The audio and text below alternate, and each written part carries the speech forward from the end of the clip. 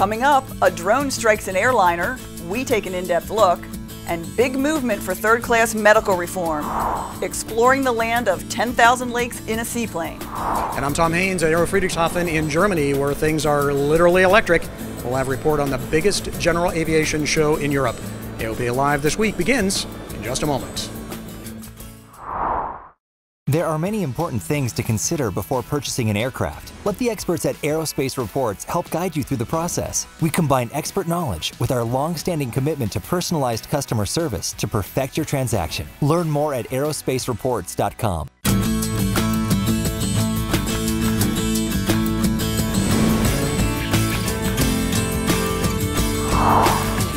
Big news towards third-class medical reform and keeping the FAA running.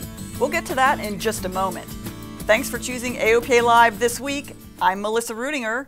Tom Haynes will join us from Germany in just a moment. But first, we're following a story that made headlines around the world, a reported drone strike with an airliner in London. AOPA Online's Jim Moore has been following this, and he joins us now from Connecticut. So Jim, what do we know right now?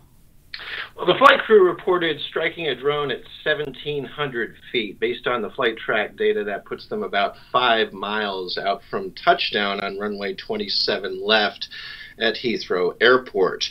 They found, we're not sure what they found for damage after the flight. All we know for certain is that it did not delay that particular aircraft's following flight.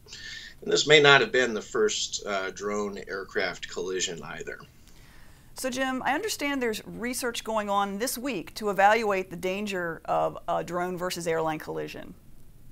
Yeah, the big thing that happened this week was the first real-world test of NASA's Unmanned Traffic Management Program.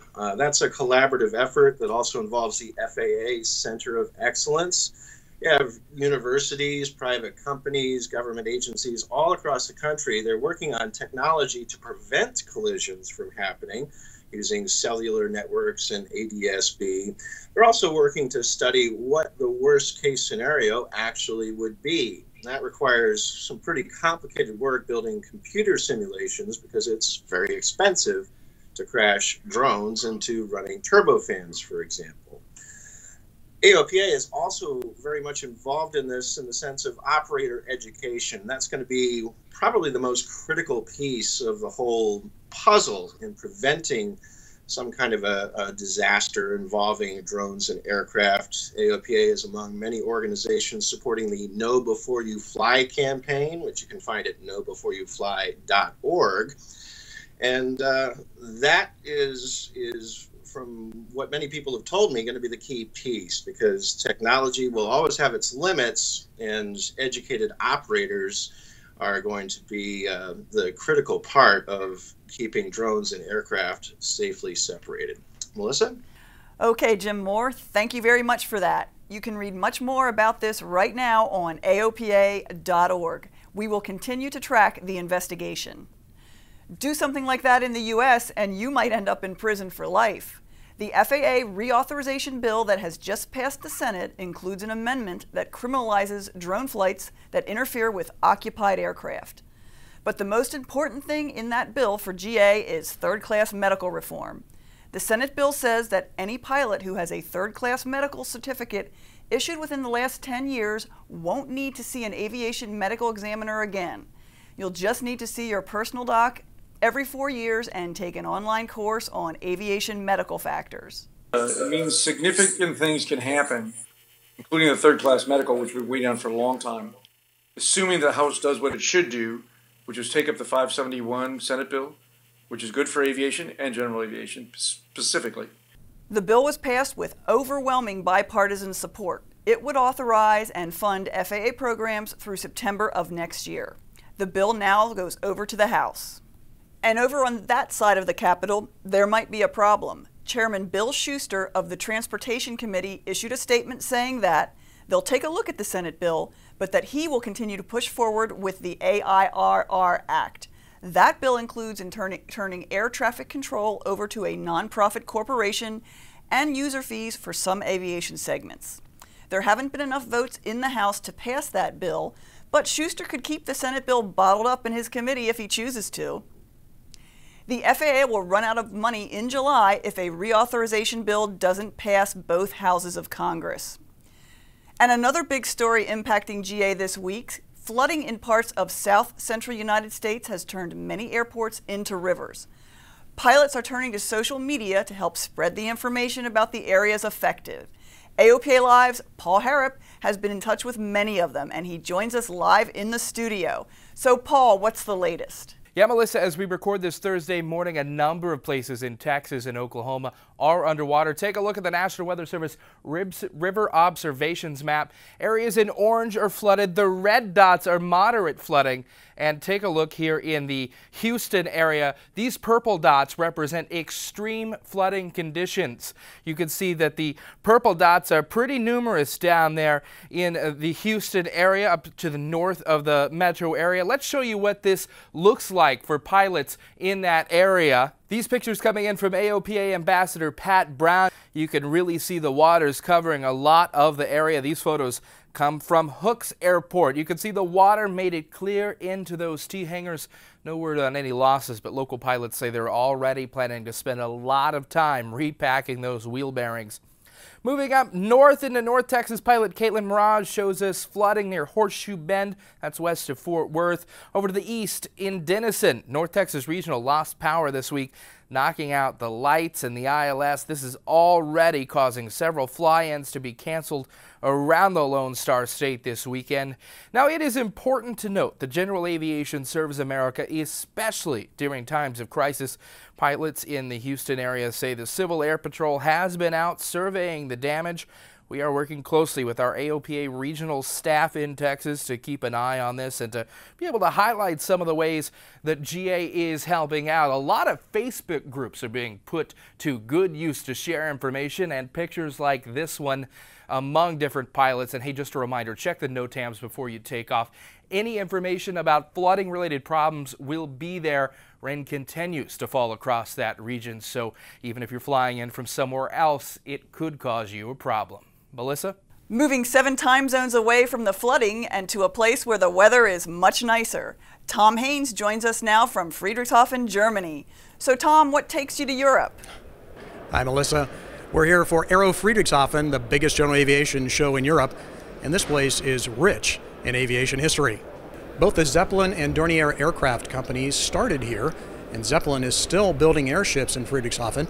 The show itself is housed in 10 hangar-like exhibit areas. They're full of both people and aircraft and all manner of aviation stuff. There are a remarkable number of light aircraft designs and manufacturers here. Something else remarkable is that general aviation seems to be growing here, at least in Germany. It has constantly grown, consistently for the last 5 years and even more strongly in the last 2 years. Yeah, we had a hard time, so to say, and it has come to an end. We are a bit cautious about that because you sometimes have the feeling if you talk too much about it, you might disturb this upward trend. But that's not to say they don't have their challenges. Much like in the US, here in Germany, they're struggling to find ways to get the younger generation interested in aviation.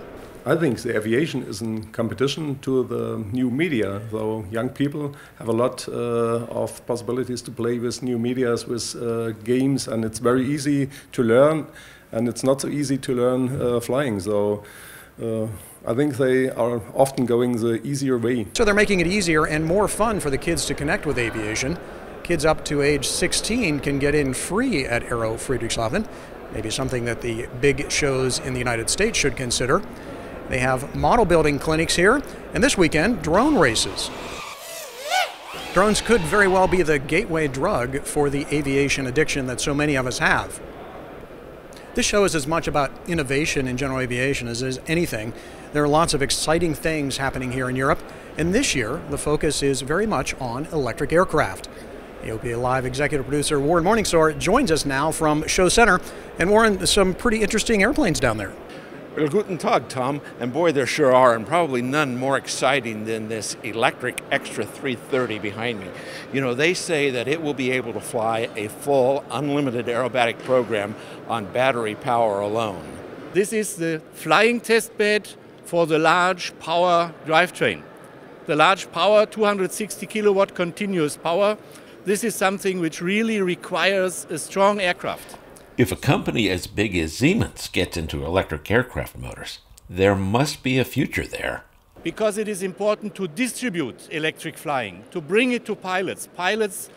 Pilots like to try, and when they have tried, they know what they can do. Now, this relatively small motor produces about 330 horsepower. And while this extra hasn't flown yet... First thing right now is we need to get in the air. We need to have a lot of fun with it. There's aerobatic-wise a lot of maneuvers that come up that so far we are unknown of, and it's also for us very interesting to find out where this will go, where aerobatics will go with such a power plant. But they say it could be a serious contender in unlimited aerobatic competition. It is meant for the 5-minute unlimited program at full power, packed into a 20-minute flight, which allows you to climb out, to go in a holding, wait until the box is free, go into the box, do the 5 minutes, thereafter go back for landing. Siemens has already flown a smaller motor in the Magnus E-Fusion. They're planning on starting serial production of this aircraft soon. We were looking for upset recovery training. This is a main target actually for Magnus aircraft. But Siemens says the real future of electric aircraft is hybrid power, and that's a project they're working on with the Slovenian manufacturer Pipistrel. They've paired a 200 kilowatt electric motor with a Rotax engine driving a generator. The generator itself only gives you 84 horsepower, which is not enough for takeoff and climb of a 4-seat aircraft. So during takeoff and climb you would boost, you would also take power from the battery, and then during cruise flight you only take power from the generator, which will then be able to run at fairly high power, so where it's most efficient. And in case you consume less power than your generator can provide, then the batteries are recharged. And while this hybrid configuration is intended just for ground-based testing, they think a similar setup in the highly efficient 4-seat Pantera could cruise at close to 180 knots at about 6 gallons an hour. And I can tell you, I love flying these electric aircrafts. They really fly nicely. And Tom, I can't wait to get my hands on one of these. I think it's going to be a heck of a lot of fun. Okay, thanks, Warren. I think it's going to be a really interesting airplane to fly as well with all that torque. And speaking of electric aircraft, Solar Impulse 2 has resumed its round-the-world trip, taking off from Hawaii late Thursday. The solar-powered aircraft is now out over the Pacific, headed for Moffett Airfield in Mountain View, California, at the blistering speed of about 40 knots. This leg of the trip is expected to take at least 59 hours. Of course, electric motors aren't the only propulsion of interest here in Europe and, of course, the U.S. With the extraordinarily high cost of avgas here, Jet A burning diesel engines are very much at the forefront. Continental Motors announced this week that they've increased the lifetime of their CD100 series of diesels. They now have a time between replacement, or TBR, of 2,100 hours, although some parts still have a life limit of 600 hours. And Continental said the CD300, which can develop around 300 horsepower, is well into its certification trials. Several airframe manufacturers are testing it, but Continental declines to name them. And now, did I say Cirrus? Oh, some news from Cirrus. They say they're very close to certifying the SF-50 Vision jet. We're wrapping up document submittals to the FAA. We've had, obviously, there's hundreds and thousands of reports, drawings that have to be submitted, and the majority of all those have been. So we're just entering those final phases, and our intent in the second quarter here of 2016 is to complete all the submittals for certification. And we've already started production, but we're keeping that at a sort of a low level until we're past certification, and then we'll focus on the production ramp up. Cirrus expects to have its type certificate from the FAA by the middle of this year. Already there are personal jets rolling down the production line in Duluth. Cirrus says it has about 600 orders. It'll deliver about 50 aircraft in the first 12 months of full production.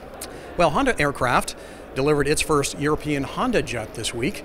It went to Rhineland Air Service, a Honda jet dealer. They'll use it as a demonstrator.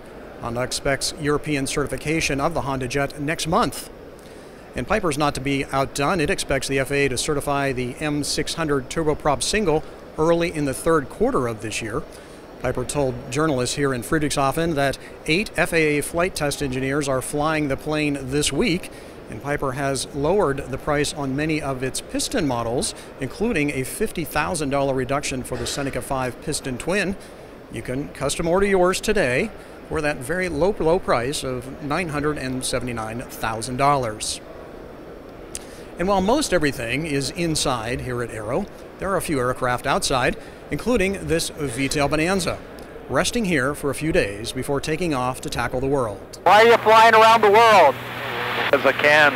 We first met Adrian Eichhorn back at our Frederick, Maryland headquarters, where he was getting his VTOL Bonanza ready for a trip around the world. Now he's on the European legs of his global circumnavigation with a several-day stay here in Friedrichshafen. Something I've always thought about doing, and I think this turning 60 made me realize that I need to do it now while I have my health and also while I can share the adventure with people after. I don't know that there's any one specific reason other than the fact that we have the freedom to do so. And I have an airplane that, with a few mods, was capable of doing the trip as well. His original flight plan was to fly over Greenland to Iceland and then to Ireland, but his ground advisors determined winds and weather instead favored him going directly to the Azores. And the modified VTOL, which can carry up to 100 gallons in each wingtip tank, has more than enough range to do that. I thought I would be bored to tears once I coasted out with just making a few position reports, but I can tell you I worked the entire way. You know, watching your fuel, my technique on this, because all the weight is out on the wings with the tip tanks, balancing every 30 minutes, going back and forth to keep the airplane within balance. Making position reports on HF, knowing exactly where you are in case they have to come find you. So I was surprised how quickly the time went by and the fact that I was never bored. I barely had time to eat lunch. Once in France, Adrian overflew the beaches of Normandy, an experience that left him, a veteran himself, profoundly moved. To overfly Omaha Beach and the American Cemetery and to see it from the air, to get the perspective that very few people in this world get to see, was an amazing flight. You think back to how limited their experience was, how young they were, and the fact that they were just going into a foreign country and they had no idea what was going to greet them, and gunfire greeted them, where we land and we go get a espresso and a cheese sandwich at the airport. And I joined him for the flight from France to Germany. The advice I can say is just do it. And you'll figure it out along the way. If it's been on your bucket list, don't keep putting it off. Just do it. It's a pretty neat experience. And I'll be back with Adrian for a bit more of the trip. So Tom, what are some of the issues you've encountered so far in trying to fly around the world? Well, in flying in Europe here, one of the most interesting things is the lack of in-cockpit weather, for example. We didn't have any of that. It's available in a few ways in Europe, and none that's accessible to us except for a storm scope. And so that was really noticeable. Also, challenges around flight planning. Flight planning is a big deal here, unlike in the U.S. where we kind of file something rather direct and kind of take what we get. Here it's very regimented. So that was certainly a bit of a challenge getting from France to Germany where we are now. Thanks, Tom. We'll check back with you a little later in the show. Coming up after the break, how to win a flight in a P-51 Mustang, flying a Beaver through Minnesota, and we'll show you how to make the most of your seaplane rating. You're watching AOPA Live this week.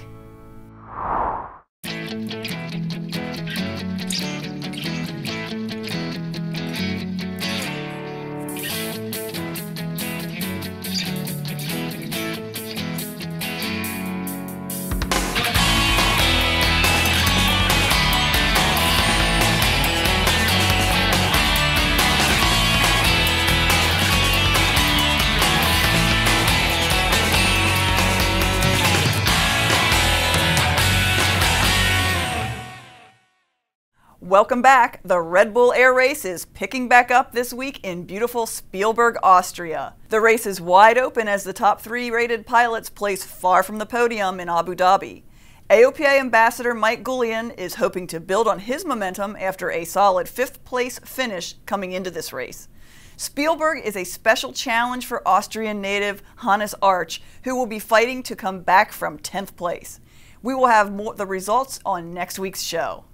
AOPA's photo contest is off to a strong start, but we want even more of your photos. You have until May 15th to submit your photos at aopa.org/photo contest. At the site, you can also see the photos uploaded so far. Would you like to fly in a P-51 Mustang? I know I would. What if you also got a free trip to Sun and Fun and the family got to experience Kissimmee, Florida and all it has to offer? Oh, and it raises money for aerospace education. It's the Ace Maker Raffle, and you can get in on the action, which is supported by Sun and Fun, Stallion 51, and Experience Kissimmee. All proceeds benefit Sun and Fun's Aerospace Center for Excellence. Find out more and buy tickets at the address on your screen. And let's go back to Germany one more time and Tom Haynes at Aero Friedrichshafen. Tom, any other impressions of the show? Well, Melissa, as I said earlier, this is an indoor show. Everything under these big arched roofs, climate controlled, nice places to eat, clean restrooms. In fact, even the camping is indoors. That's right. For a nominal fee, you can pitch your tent in hangar A7, almost all the comforts of home. And this caught my eye, a turboprop Cessna 172. That's right. Czech engine maker PBS has installed its turboprop TP100 engine in the Cessna airframe. Little engine develops about 250 horsepower and perhaps answers the question we don't think anybody has yet asked. And finally, ever wondered why the French Robin has bent wings? Well, to get it through the door, of course. These guys struggled for quite a bit to maneuver the airplane past the obstacle and into the exhibit area. It did fit, and nothing else was bent when it was all said and done. And that's it from Germany. Back to you in Frederick. Thanks, Tom. Appreciate the report. Looks like you're having fun. We are. Seaplanes provide an opportunity to explore some of the most beautiful and remote areas. AOPA's Dave Hirschman took a trip to northern Minnesota to see how pilots can put their seaplane rating to use.